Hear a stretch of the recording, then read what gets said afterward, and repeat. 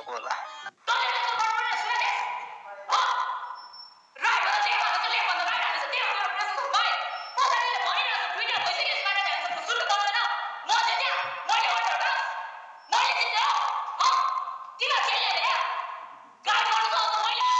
यो भिडियोमा तपाईले देख्नु भएको छ कि कविता नेपाली रिसाएको छन्। यसरी कविता नेपाली किन रिसाएकी होलिन् त? साथीहरु, के तपाईलाई थाहा छ? रोडिस त सबैले हेर्नु भएको होला। यस रियालिटी सोमा विभिन्न टास्कहरु भइरहेका हुन्छन्।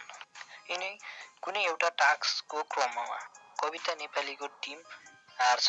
टास्कको क्रममा जित्ने हार्ने त भइरहेको हुन्छ, तर यो टास्क हार्नुको कारण चाहिँ उनको टिमको एकजनाले कविता नेपालीलाई लगाएका हुन्छन्। कविता नेपाली चाहिँ आफ्नो टिम क्याप्टेन भएको कारणले गर्दा चाहिँ आफ्नो क्याप्टेन्सी गर्नुपर्ने हुन्छ, जसमा चाहिँ आफ्नो टिमको कन्टेस्टेन्टहरुलाई सम्झाउनु पर्ने हुन्छ। यही क्रममा चाहिँ सायद उनी कराएकी थिइन् र यही कुरालाई चाहिँ उनको एकजना आफ्नै टिमको कन्टेस्टेन्टले नराम्रो वेमा लिएर उनले कराएकै कारणले गर्दा चाहिँ हामी हारेको भन्छन्।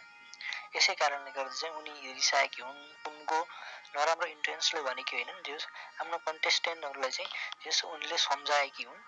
यही भिडियो चाहिँ अहिले भाइरल भइरहेको छ टिकटकमा, युट्युब, इन्स्टामा।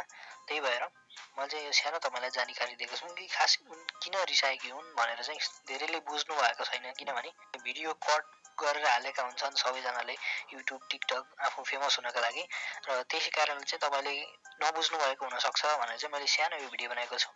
यो भिडियो कस्तो लाग्छ तपाईलाई?